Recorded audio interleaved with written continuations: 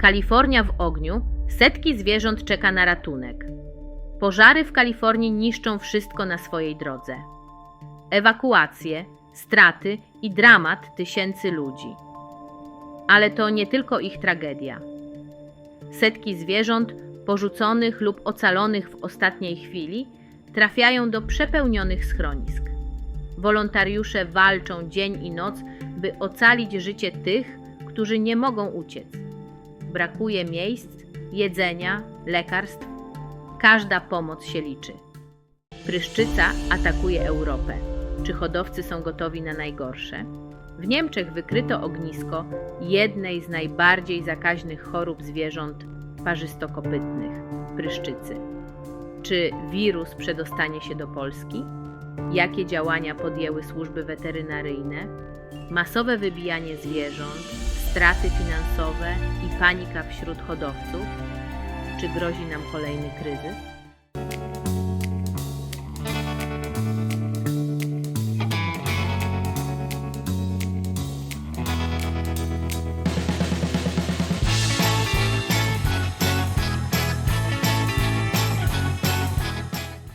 Kalifornia w ogniu, setki zwierząt w schroniskach. Kalifornia po raz kolejny zmaga się z niszczycielskimi pożarami, które pustoszą ogromne obszary lasów, pól i terenów mieszkalnych. Ogień, niesiony przez silne wiatry i podsycany przez suszę, spowodował nie tylko ewakuację tysięcy mieszkańców, ale także wpłynął na losy setek, jeśli nie tysięcy, zwierząt domowych i dzikich. W tym trudnym czasie schroniska dla zwierząt stają się kluczowymi ośrodkami ratunku i wsparcia dla tych, którzy stracili wszystko. Wiele z tych miejsc działa na granicy swoich możliwości, próbując sprostać ogromnym potrzebom. Schroniska na pierwszej linii frontu. Kalifornijskie schroniska przeżywają prawdziwy szturm. Z jednej strony przyjmują zwierzęta ewakuowane z terenów zagrożonych pożarem, a z drugiej są ostatnią deską ratunku dla porzuconych czworonogów, które właściciele nie byli w stanie zabrać ze sobą. Organizacje takie jak California Animal Rescue czy Humane Society of Ventura County alarmują, że ich zasoby są na wyczerpaniu, a liczba zwierząt potrzebujących pomocy ciągle rośnie. Każdego dnia przyjmujemy dziesiątki nowych zwierząt. Są wśród nich psy, koty, króliki, a nawet konie i kozy. Robimy wszystko, co w naszej mocy, ale nasze możliwości są ograniczone, mówi Sarah Johnson, wolontariuszka z jednego z kalifornijskich schronisk. Pracownicy i wolontariusze często muszą podejmować trudne decyzje dotyczące tego, które zwierzęta można przyjąć, a które muszą czekać, co jest niezwykle bolesne. Heroiczna praca wolontariuszy. Praca w takich warunkach wymaga ogromnego zaangażowania i empatii. Wolontariusze często ryzykują własne życie, by ratować zwierzęta z terenów objętych pożarem. Po ewakuacji zajmują się nimi w schroniskach, zapewniając opiekę weterynaryjną, jedzenie i schronienie. To nie tylko fizyczna praca, ale też ogromne obciążenie emocjonalne, dodaje Johnson. Niektóre zwierzęta trafiają do nas w stanie skrajnego wyczerpania i stresu. Są wycieńczone, a niektóre wymagają natychmiastowej interwencji weterynaryjnej. Wielu wolontariuszy spędza nieprzespane noce, karmiąc zwierzęta, przygotowując dla nich bezpieczne miejsca do spania, czy nawet ratując dzikie gatunki, które również znalazły się w sytuacji zagrożenia. To prawdziwe bohaterstwo, które często nie jest wystarczająco doceniane. Jak można pomóc? Sytuacja w Kalifornii pokazuje, jak ważne jest wspieranie lokalnych schronisk i organizacji zajmujących się ratowaniem zwierząt. Każdy może pomóc, niezależnie od tego, gdzie się znajduje. Oto kilka sposobów. Darowizny finansowe. Schroniska potrzebują funduszy na jedzenie, leki, transport i inne niezbędne zasoby. Nawet niewielkie kwoty mogą zrobić ogromną różnicę. Pieniądze pozwalają na elastyczność w zarządzaniu nagłymi potrzebami, takimi jak zakup specjalistycznych leków czy paliwa do transportu. Adopcja lub domy tymczasowe. Jeśli mieszkasz w pobliżu i masz możliwość przyjęcia zwierzęcia, adopcja lub zaoferowanie domu tymczasowego może uratować życie.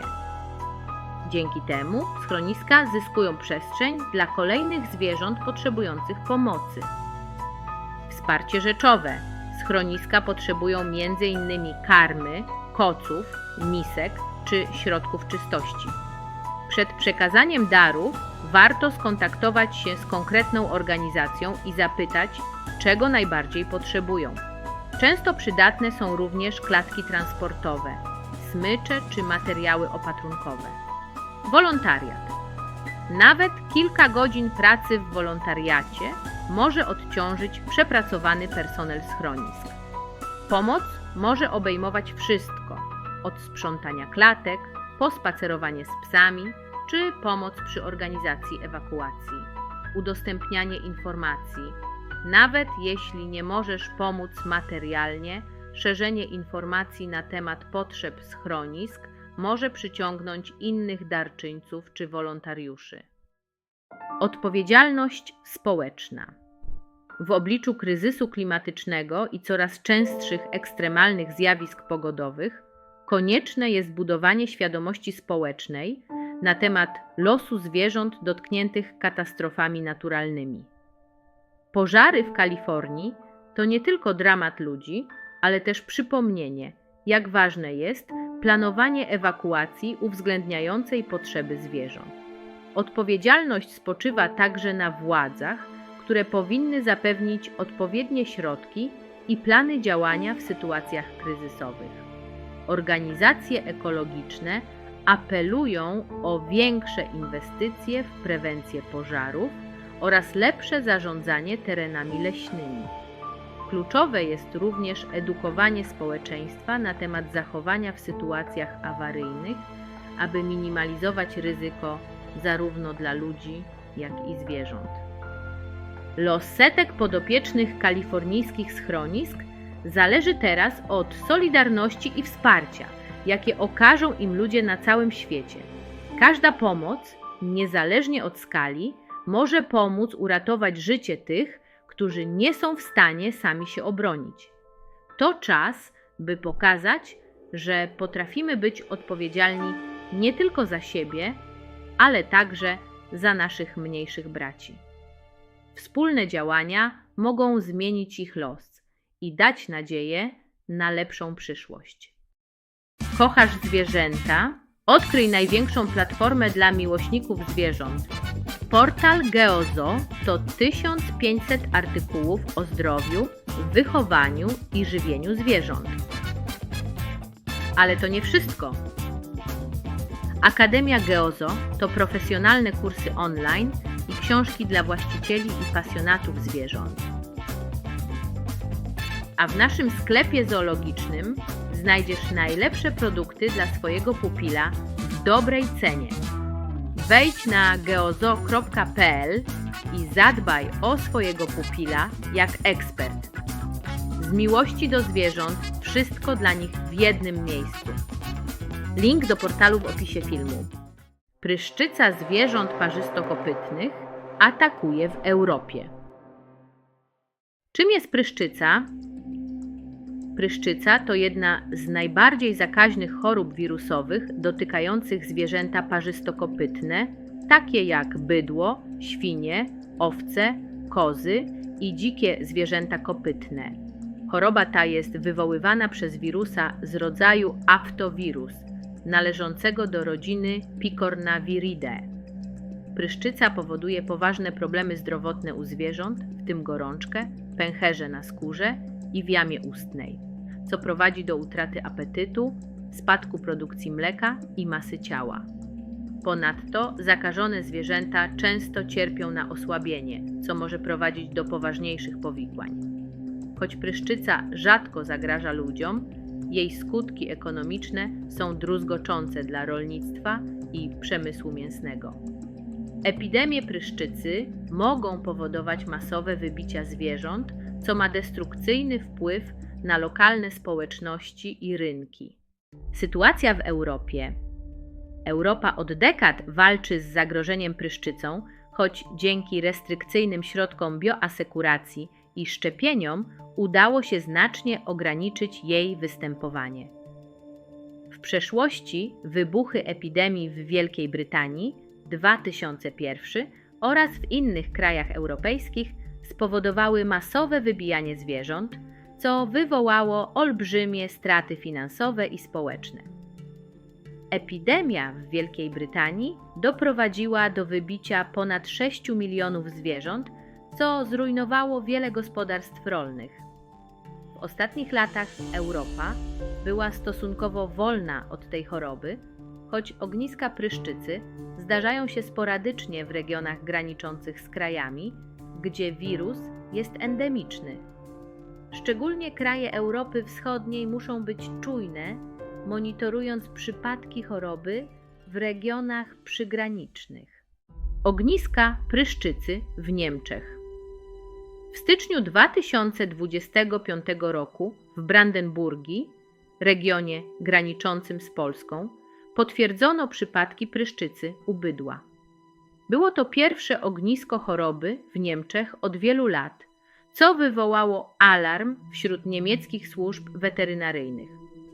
Niemcy natychmiast podjęły kroki zapobiegawcze, takie jak wprowadzenie stref buforowych, zakaz eksportu zwierząt z obszarów zagrożonych oraz masowe testowanie stad. Niemieckie media donosiły o rosnącym niepokoju wśród hodowców, którzy obawiali się nie tylko strat finansowych, ale także wpływu choroby na reputację niemieckiego sektora rolnego. Eksperci wskazali, że pryszczyca mogła dotrzeć do Niemiec przez nielegalny transport zwierząt lub produkty mięsne z krajów, gdzie choroba jest bardziej powszechna. Sytuacja w Polsce. Polska od 1971 roku, wolna od pryszczycy, została zmuszona do wprowadzenia wzmożonych środków ostrożności w odpowiedzi na wybuch choroby w Niemczech.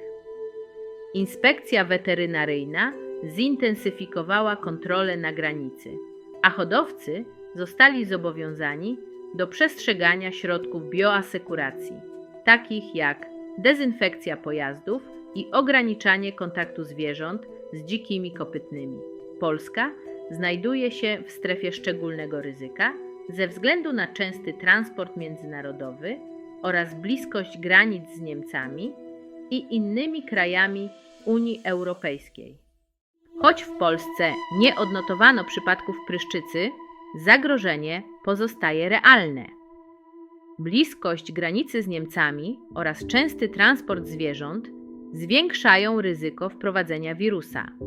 Polskie Ministerstwo Rolnictwa oraz Inspekcja Weterynaryjna podjęły współpracę z niemieckimi służbami w celu monitorowania sytuacji i zapobiegania dalszemu rozprzestrzenianiu się choroby. Wdrożono również kampanie edukacyjne mające na celu uświadomienie hodowcom znaczenia bioasekuracji, co spotkało się z pozytywnym odbiorem lokalnych społeczności. Działania prewencyjne w regionie. Szczepienia. W Niemczech oraz innych krajach Europy stosuje się szczepionki w strefach zagrożonych, co pomaga ograniczyć rozprzestrzenianie się wirusa. Polska, będąc wolna od choroby, unika rutynowych szczepień, ale posiada plan awaryjny w przypadku wybuchu epidemii. Szczepienia prewencyjne pozostają jednak tematem debat, gdyż mogą wpłynąć na status eksportowy produktów zwierzęcych. Kontrole graniczne. Zarówno Niemcy, jak i Polska wprowadziły wzmożone kontrole transportu zwierząt i pojazdów przewożących pasze. Na przejściach granicznych wprowadzono specjalne maty dezynfekcyjne oraz inspekcje weterynaryjne, które mają na celu wyeliminowanie ryzyka wprowadzenia wirusa. Edukacja. Hodowcy są szkoleni w zakresie identyfikacji objawów pryszczycy oraz zasad bioasekuracji. Organizowane są warsztaty i spotkania, na których specjaliści dzielą się najlepszymi praktykami w zarządzaniu stadami. Monitoring dzikich zwierząt.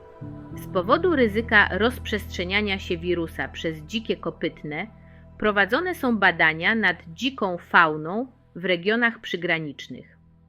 Regularne testy wykonywane na dzikach pozwalają na szybsze wykrycie ewentualnych zagrożeń. Zagrożenia i konsekwencje. Wybuch pryszczycy może mieć katastrofalne skutki dla gospodarki rolnej. Masowe wybijanie zakażonych zwierząt, ograniczenia w handlu międzynarodowym oraz straty finansowe hodowców to tylko niektóre z problemów, jakie niesie ze sobą ta choroba.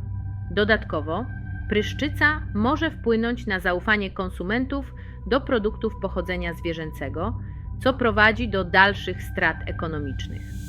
Choroba nie tylko niszczy lokalne rynki, ale także ma poważne konsekwencje dla polityki handlowej, powodując napięcia międzynarodowe. Pryszczyca pozostaje poważnym zagrożeniem dla Europy, zwłaszcza w regionach przygranicznych.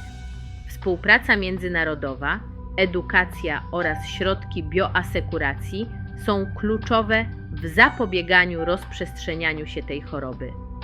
Polska i Niemcy, choć zmagają się z różnymi wyzwaniami, udowadniają, że skuteczne zarządzanie kryzysem wymaga solidarności i szybkości działania. Kluczowe jest inwestowanie w badania naukowe oraz rozwijanie mechanizmów szybkiej reakcji, by minimalizować ryzyko i chronić europejskie rolnictwo przed kolejnymi kryzysami. Czy Polska jest gotowa na atak pryszczycy? Czekam na Wasze opinie w komentarzach.